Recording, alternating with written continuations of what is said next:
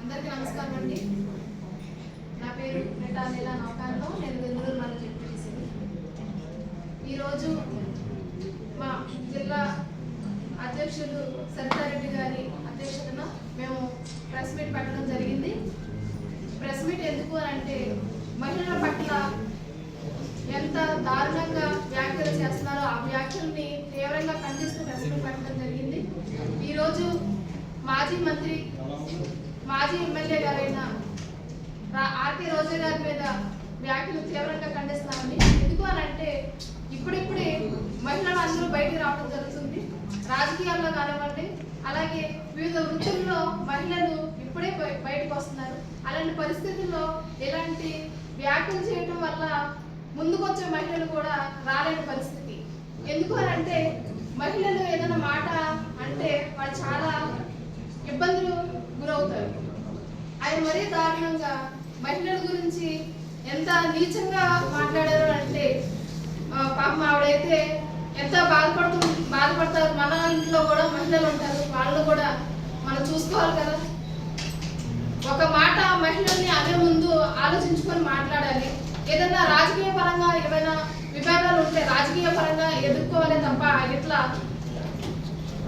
Personal life లోకి వచ్చి personal గా నిర్ణయించడం చాలా తప్పు. అలాగే మొన్న ఉపాల హారిక గారి మీద కూడా ఆ దాడిని కూడా మేము అందరం తీవ్రంగా ఖండిస్తున్నాం. ఆవిడ పరామర్శించడం జరిగింది. ఆవిడైతే ఏడుపు ఒకటే తప్ప మహిళలు బయటికి రావటం ఈ టీడీపీ కూటమి ప్రభుత్వానికి ఇష్టం లేదు అని ఆవిడైతే చాలా బాధపడుతున్నారు.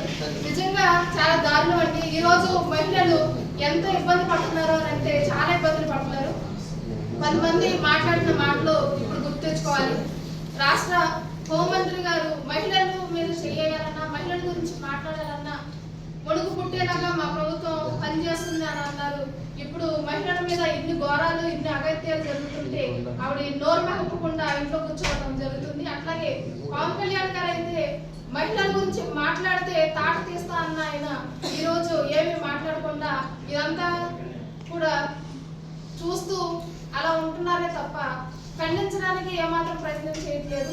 మహిళల్ని ఎవరు ఏ పార్టీ వాళ్ళు అన్నా సరే తీవ్రంగా ఖండించాల్సిన బాధ్యత ప్రతి ఒక్కరికి ఉంది. పార్టీతో సంబంధం లేదు, దేనితోనూ సంబంధం లేదు. కానీ మహిళల్ని గౌరవించాల్సిన బాధ్యత అందరికీ ఉంది. మహిళల్ని గౌరవిస్తేనే స్త్రీ ఎక్కడైతే గౌరవించబడుతుందో అక్కడ దేవతలు ఉంటారు అని మన పూర్వీకులు అన్న విధంగా మహిళల్ని గౌరవించడం ముందు నేర్చుకుని తర్వాత మీరు మాట్లాడాల్సిందిగా కోరుకుంటూ, ఇలాంటి వ్యాఖ్యలు ఇంకొకసారి ఎవరన్నా చేస్తే వాళ్ళందరి మీద తీవ్ర చర్యలు తీసుకోవాల్సిందిగా మహిళా కమిషన్ కోరుకుంటూ అవకాశం ఇచ్చిన ధన్యవాదాలు తెలియజేస్తాను.